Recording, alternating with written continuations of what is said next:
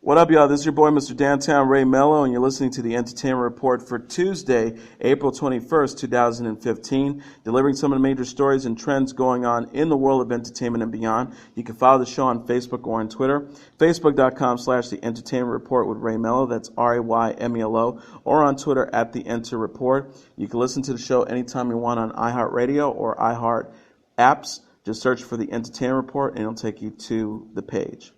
Jon Stewart announced that August 6th will be his departure date as the host of Comedy Central's The Daily Show. Stewart said on Monday night's episode, "I mentioned to you earlier that I would keep you up to date on any new information about the transition of the program and all those other things." He also added, "My last Daily Show program will be August the 6th. I will be wearing a suit. I will more than likely be showered." Then joked, "I'm sorry, I will be wearing overalls and I won't shower." The popular anchor of the long-running satirical news show announced in February that he would exit The Daily Show after 16 years on the Comedy Central news desk. Stewart said, revealing the details of contests in which viewers can win trips to New York to attend the taping of his final episode. "I hope that you will join us for that program, and as a matter of fact, you can actually join us here in reality." He also added, "It's going to be a pretty good episode. You will get flown to New York, get put up in a nice hotel, and maybe you can sit here and take selfies. And all that money goes to Night of Too Many Stars. New York collaborates for autism, telling viewers to go to omaze.com/Daily Show." He also added, "Maybe we'll see you August 6th and we'll have a nice hug." In a revealing new interview published Saturday, Stewart said dissatisfaction in the 2016 presidential election were the main reasons he chose to step down. He told UK newspaper The Guardian, "It's not like I thought the show wasn't working anymore or that I didn't know how to do it. It was more, yep, it's working, but I'm not getting the same satisfaction." With the presidential primary campaigns kicking off, Stewart knew it was time for a change. He said, "I covered an election 4 times, and it didn't appear that there was going to be anything wildly different about this one." Stewart began his long Daily Show gig in January 11, 1999, taking over for Craig Kilborn, who had anchored the program for 3 years. Kilborn left Comedy Central for CBS's Late Late Show, which he anchored until 2004. In a 2009 Time magazine online poll, Stewart was ironically declared America's most trusted newsman. The outgoing cable host earned an estimated salary of $25 million to $35 million per year. Last month, 31-year-old South African comedian Trevor Noah was named as Stewart's replacement. Real Housewives of Beverly Hills star Kim Richards discussed her battle with alcoholism and recent arrest following a drunken meltdown in an interview with Dr. Phil. The Bravo reality star sat down with the television doctor in a special episode that will air Tuesday, April 28th. Richards told Dr. Phil, "I was angry and frightened and I was scared," regarding her arrest on April 16th. "I knew what I had done. The whole night is my fault. None of this would have happened if I didn't drink."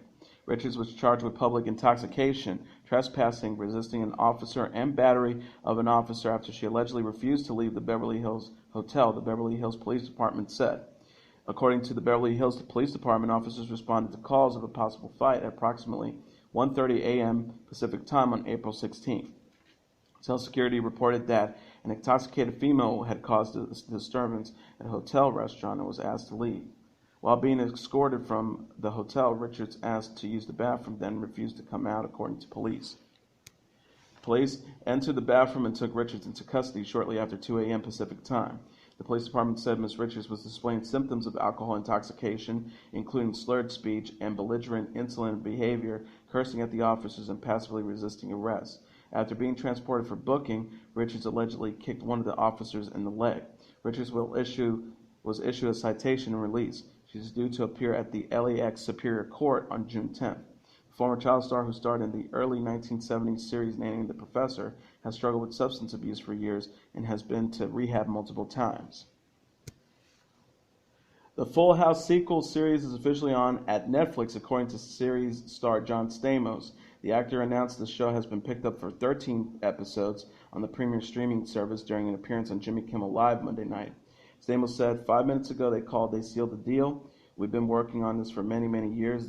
The original creator, Jeff Franklin, we were trying to do some sort of spin-off. We wanted to give credit to the legacy. So Netflix came around and said, let's do 13 episodes.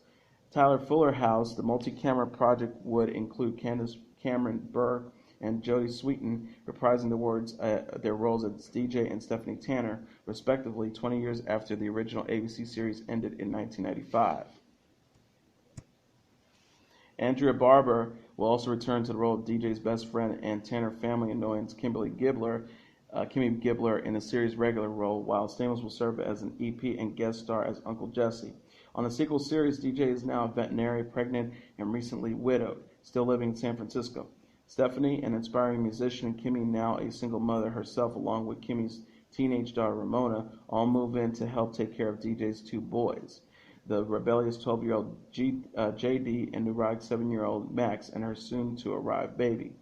Netflix is also negotiated with Bob Saget, Mary-Kate and Ashley Olsen, Dave Coulier, and Lori Loughlin to reprise their roles in guest appearances. Full House creator Jeff Franklin returns to executive produce with original executive producers Thomas L. Miller and Robert L. Boyek. Full House, which followed a single dad played by Saget, his three daughters, Burke, Sweeney, and the Olsen twins, in a shared role, and the two bachelors, Stamos and Coulier, who were helping to raise them for 8 seasons on ABC.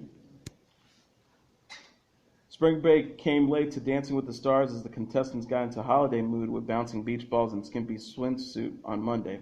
The 8 remaining hopefuls tapped into their youthful side as they reminisce about partying during their college days by dancing to spring-inspired songs. Judge Bruno Tolini warned definitely no drinking allowed on stage regarding to the drunken nature of spring break. That would be strictly prohibited.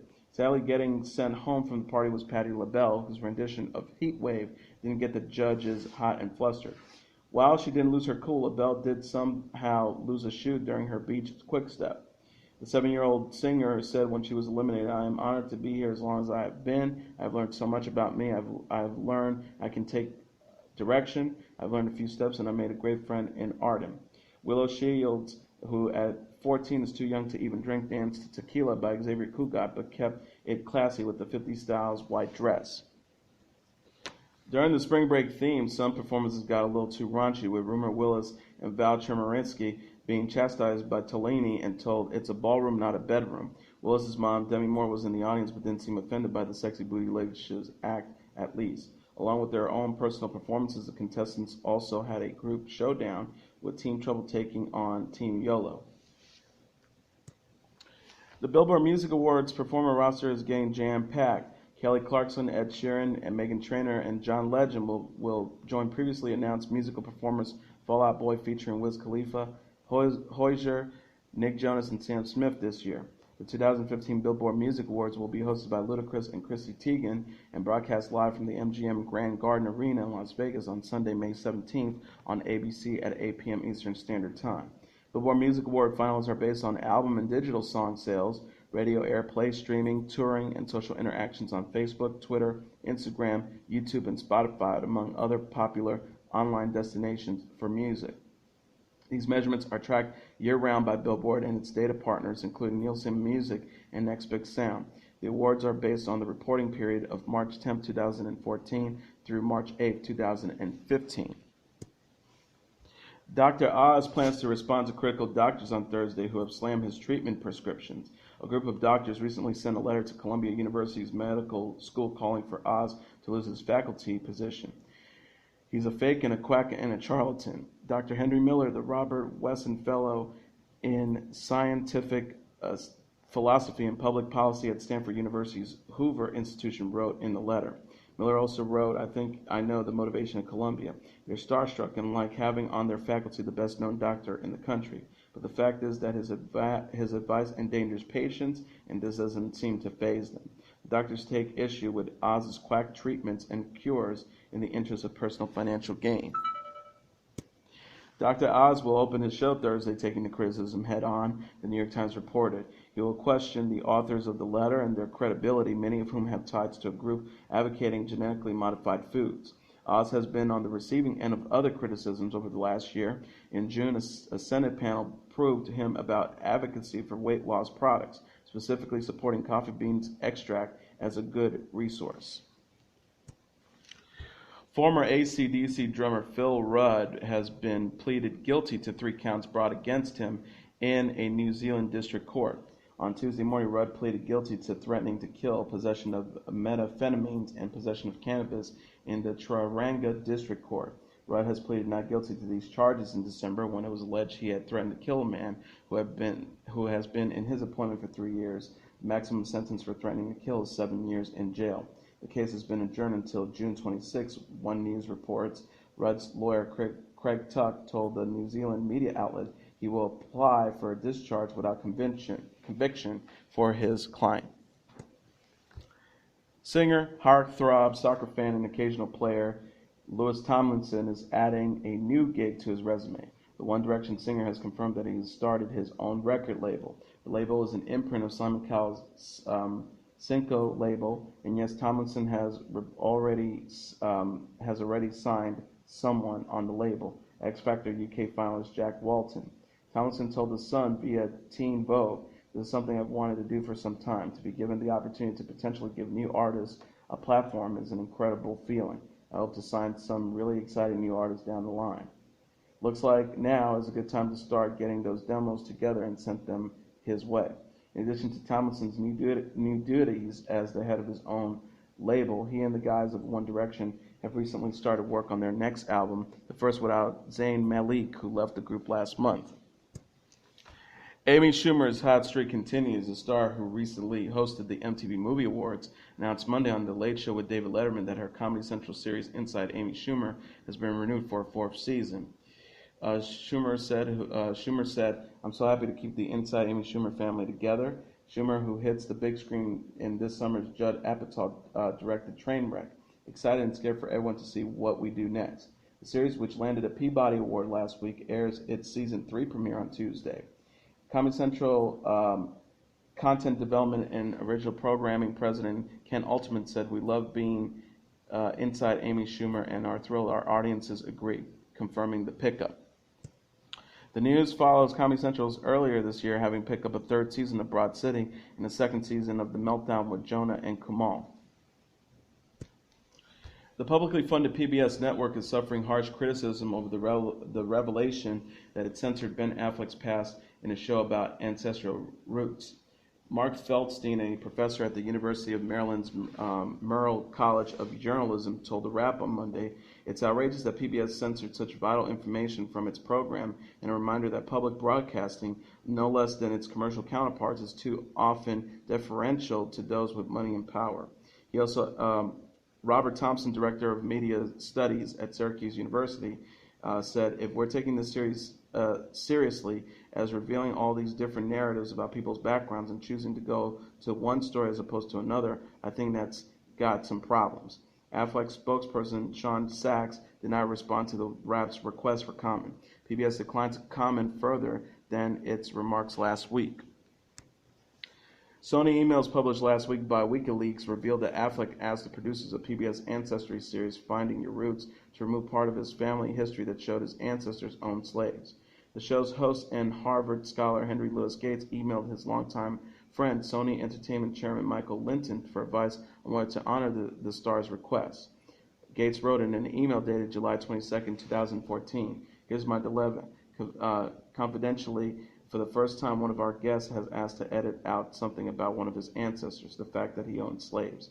Now, 4 of our 5 guests this season descend from slave owners, including Ken Burns. We never had anyone ever try to censor or edit what we found. He's a megastar. What do we do?" Linton advised Gates to honor Affleck's request if he can do so with no one finding out. I would take it out if no one knows, but if it gets out that you are editing the material based on this kind of sensitivity, then it gets tricky. Again, all things being equal, I would definitely take it out. The public network is implicated in Gates' emails to Linton. In one, he worries that the censorship would be a violation of PBS rules, actually even for Batman. In another exchange, the professor says that exercising that aspect of his past would, quote, embarrass him and compromise our integrity. Since the emails came to light, Gates has said that the editorial decision was based on inserting the best ancestry story, not honoring Affleck's request, but Feldstein isn't buying that version of the events. And in a related story, Larry Wilmore unveiled a new segment on Monday. It turns out Ben Affleck's ancestors may have owned me. It probably won't be a recurring one, though not for a lack of humor. The nightly show host set it up. "I know this sounds crazy, but Ben Affleck was on a PBS show called Finding Your Roots. It turns out his roots were a little too close to Roots' roots. Wilmore dropped another solid joke about the Boston A-lister. I guess Ben and his ancestors have one thing in common. They both hate the Yankees. He also said the great liberals turn positively Nixonian when things get all slave, before summoning the ghost of Affleck's great-great-great-grandfather. After the ghost rips Ben for Geely and reindeer games, Spreaker quips, he can't act like I never existed. He's just not that talented enough.